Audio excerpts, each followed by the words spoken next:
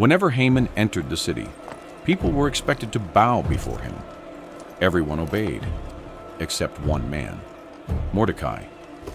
Because Mordecai was a Jew, he refused to bow to Haman. Haman was enraged. They defy my laws. They must pay for this insult. I will wipe them from the face of the earth. But his anger went far beyond Mordecai. He wanted revenge against an entire people. Haman convinced the king that the Jews living throughout the empire were dangerous and should be destroyed. The king accepted his proposal. By order of the great king, a new tax shall be levied on all harvests. A royal decree was issued.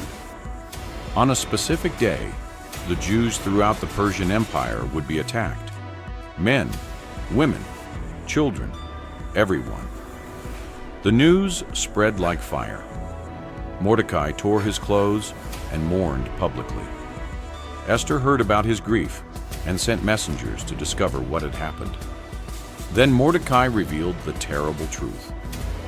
Her people were going to be destroyed, and Esther was in the palace. But there was a problem. She could not simply walk into the king's presence. The law of the golden scepter. Persian law stated that anyone who approached the king without being summoned could be put to death. Only if the king extended his golden scepter could that person live. Esther faced an impossible decision. She could remain silent. She could protect her position. She could pretend that the crisis had nothing to do with her. Tell my cousin Mordecai that I understand the gravity of this charge. I will prepare myself and go to the king. But Mordecai sent her a message that would change everything. Perhaps, he suggested, she had become queen for a moment exactly like this. Esther realized that hiding was no longer an option. She asked her people to fast, and then she made her decision. I will go to the king. And then came her most courageous words. If I perish, I perish. Esther entered the royal court. The king saw her. For a moment, everything depended on his decision. What is your cause, Queen Esther? And what is your request? It shall be granted you. Then, he extended the golden scepter. Esther was safe. But instead of immediately revealing Haman's plan, Esther invited the king and Haman to a banquet. Haman was delighted. He believed that everything was going perfectly. But then he saw Mordecai, still refusing to bow. Haman's anger returned. He built a massive wooden structure and planned to have Mordecai executed. You called for me, Majesty. Yes. Bring the record of the Chronicles. That night, however, something unexpected happened. The king could not sleep. So he ordered the royal chronicles to be read to him. And it is written here, Your Majesty, that on the 18th day of the harvest month, the tribute was not paid in full by the northern tribes. And there it was, the forgotten story of Mordecai, the man who had saved the king's life. The king realized that Mordecai had never been rewarded. At that exact moment, Haman entered the palace. Let the royal robes and the crown be brought. Clothe the man and lead him on the...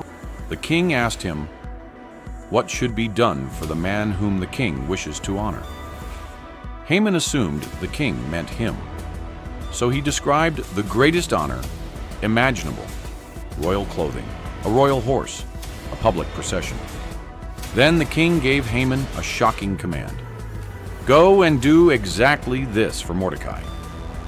The man Haman hated was publicly honored. The man Haman wanted destroyed was elevated. Haman returned home humiliated. But his greatest fear was still ahead. The adversary is this wicked Haman. Away with him! Let him be hanged on the gallows he prepared. At the second banquet, Esther finally revealed the truth. She told the king that her people were going to be destroyed. The adversary and enemy is this wicked Haman.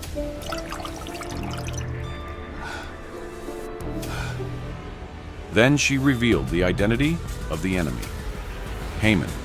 Seize him! Take this traitor from my sight and hang him on the gallows he prepared! The king was furious. Haman's plan collapsed. The very punishment he had prepared for Mordecai became his own fate. Haman was executed. But another problem remained. The original decree could not simply be canceled. So a new decree was issued. The Jewish people were allowed to defend themselves. When the appointed day arrived, the Jews survived. Their enemies were defeated. And the people who had expected destruction experienced deliverance. To remember this extraordinary event, the Jewish people established the festival of Purim. And the story of Esther became part of the sacred history of the Jewish people. The invisible hand of providence.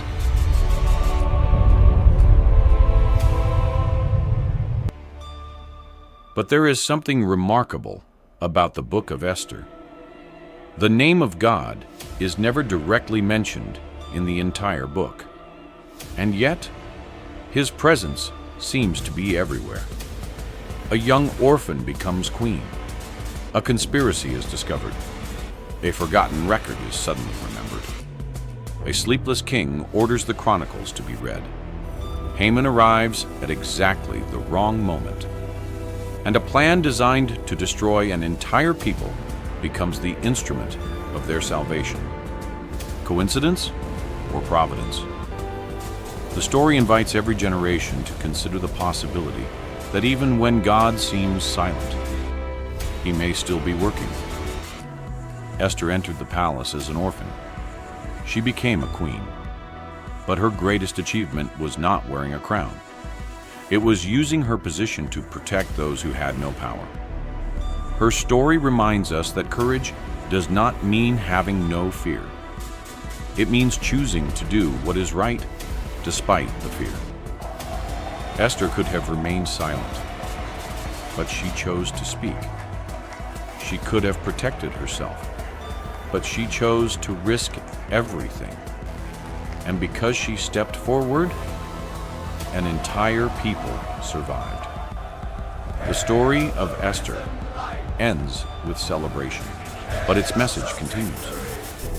Sometimes the most important moments in history begin with one person standing at a crossroads. One decision, one act of courage, one voice refusing to remain silent.